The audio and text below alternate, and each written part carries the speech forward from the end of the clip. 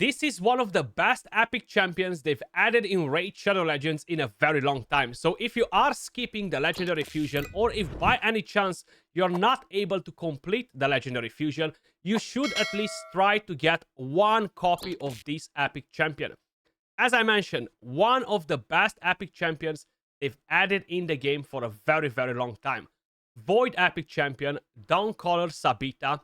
She will be part of the Legendary Fusion. So this champion will give you increased defense and increased attack on a 3-turn cooldown, guys, and the bigger version of both of them. There are barely any epic champions in the game that can do something like this. She will be a massive powerhouse for progression. So if you're a new player, even if you're not brand new to the game or anything like that, you should 100% try to go for her.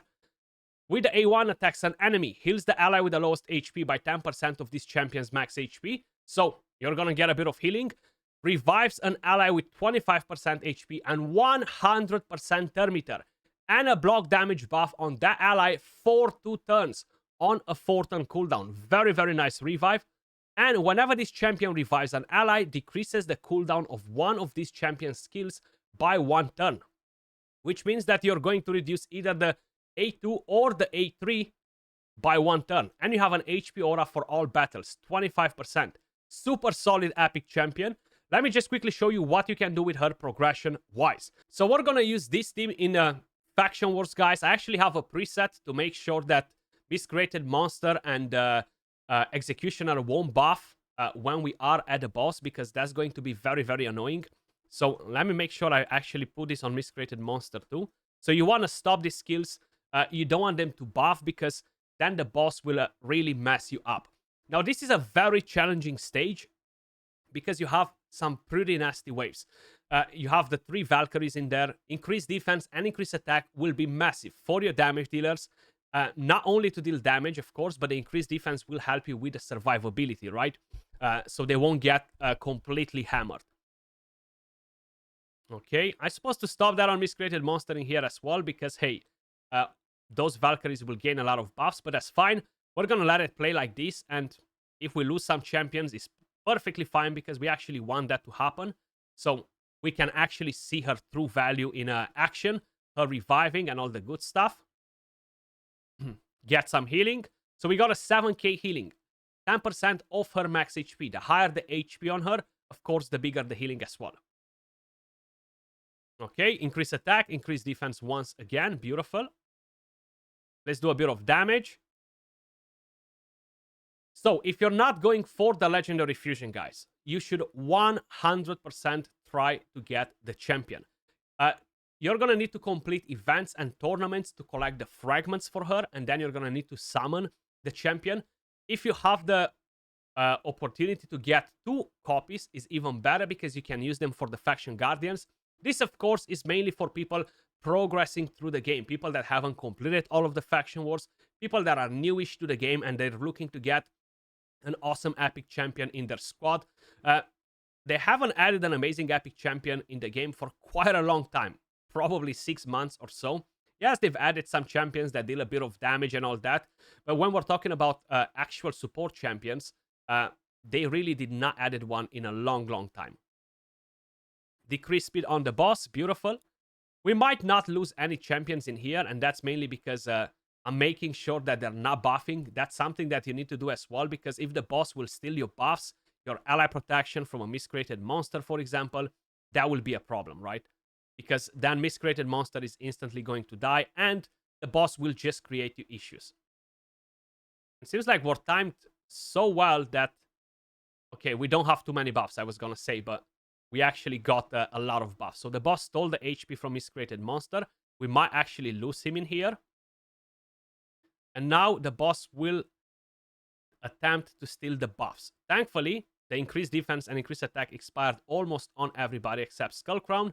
We revived, block damage for 2 turns, 100% turn meter, so the champion will almost instantly take a turn.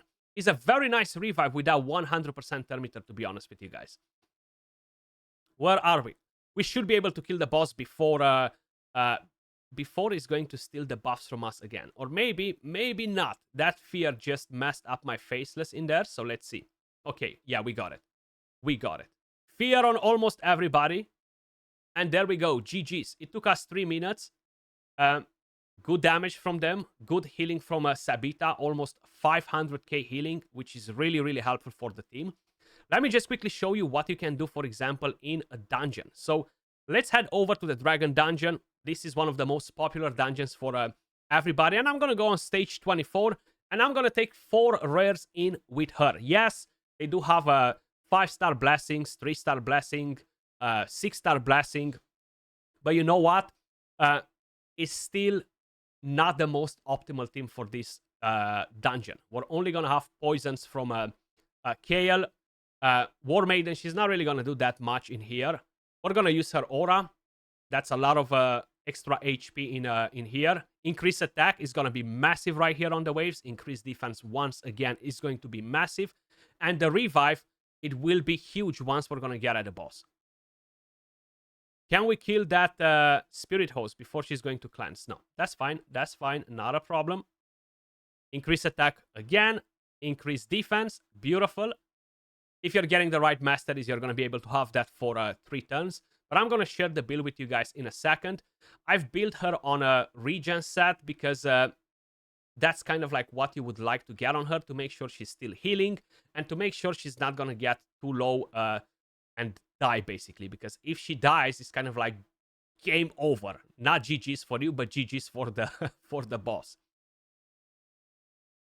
Okay, stop dropping the Termiter Executioner. War Maiden is farmable from the campaign, Executioner is farmable from the campaign, and Kael or Elhain can be your starter champions when you start playing the game. Executioner is actually a pretty solid control champion. You're getting a stun, you're getting the decreased speed, the Termiter Manipulation. And Elhain can deal a bit of damage, not bad. It's not a fast farming team or anything like that, guys, but hey, it is pretty helpful. So let me just target that Spirit Host just to don't stay on this wave too long. Hopefully we're going to be able to kill her before she takes a turn and cleanses the rest. Almost. We got it with the poisons. Beautiful, okay. It's just so we're not stuck in here for too long, basically, because I don't want to make this video too long. I want to be straight to the point. I want to show you what this champion can do progression-wise and why a lot of you guys that are new to the game or progressing should 100% get a copy of this champion. Okay. The boss shoots back a few of my champions here, most likely. We're not going to have decreased attack. Come on, boss. Kill somebody. Kill somebody. Most likely, we're not going to have enough damage for this secret skill. Okay, a lot of stuns in here. That's fine. Are you going to kill somebody? Or she's going to be able to heal all of the team back on time. Okay, lots of poisons. Okay, War Maiden, she's going down. War Maiden, she's going down. That's why you want to have a regen set, because like this, she's still on full HP, more or less, right? So she's not in a danger of dying or anything like that. And that's very, very important. Okay, she's back. Block damage for 2 turns. You have that full Termiter, which will allow her to get a turn. If a War Master procs, if she deals a lot of damage and you have if you have Life Drinker on her or a Lifesteal set, she can quickly get back on full HP. Her, as being War Maiden or a different champion that she's reviving. Of course, she's not going to fully heal the team completely, but hey, they are getting quite a bit of healing, which is nice. We're going to get a revive right now, so we got Executioner. I would have preferred Kael, to be honest, because it's going to be more important with the poisons and stuff, but most likely she should be able to revive again pretty soon. You see, we're getting pretty wrecked, to be honest. But she is able to revive. We have a counterattack accessory on her, and we have a counterattack mastery, which is actually really, really helpful in here. Okay. Kael is back with block damage, so even if the boss will proc the secret skill, the stun is fine, he's still alive, still ready to rumble and use that A3 skill and put some poisons, or the A2, whatever is on. No, everybody went down, that's fine. Look at that, she revives again. When she revives, she decreases the cooldown of a skill, so if the A2, for example, is not on cooldown, the A3 will get the cooldown decreased by 1 turn, which is really helpful. And look at that. Kale getting the job done. It took us 4 minutes, but hey, we managed to basically carry the entire team with Sabitha. Everybody died multiple times, but she constantly revived and revived and revived. Let me just quickly show you the build, guys. Regen, a speed set, and I have a counterattack accessory. The reason why I used the Merciless and the Cleansing Amulet was mainly because they're rare. I don't have any other pieces that look worse than this. I just wanted to give her weak stats, basically, as much as possible. And I don't like to keep the champions without gear, because that's not the way you should use them. You should give them whatever gear you guys have available. These are the total stats: 63k HP, 3.3k defense, 220 speed. You don't want to stress about anything else. Yes, if you can get some resistance on her, is nice. If we're talking about masteries, defense, support, you want to go on the healing route from the support just to increase the healing. Rapid response to get more turn meter when the buffs expire. You want to get lasting gifts, timely intervention, cycle of revenge, retribution, because all this will help you. That was all for the video. Appreciate all of you guys watching. Much love, and I will catch you all in the next one. Peace.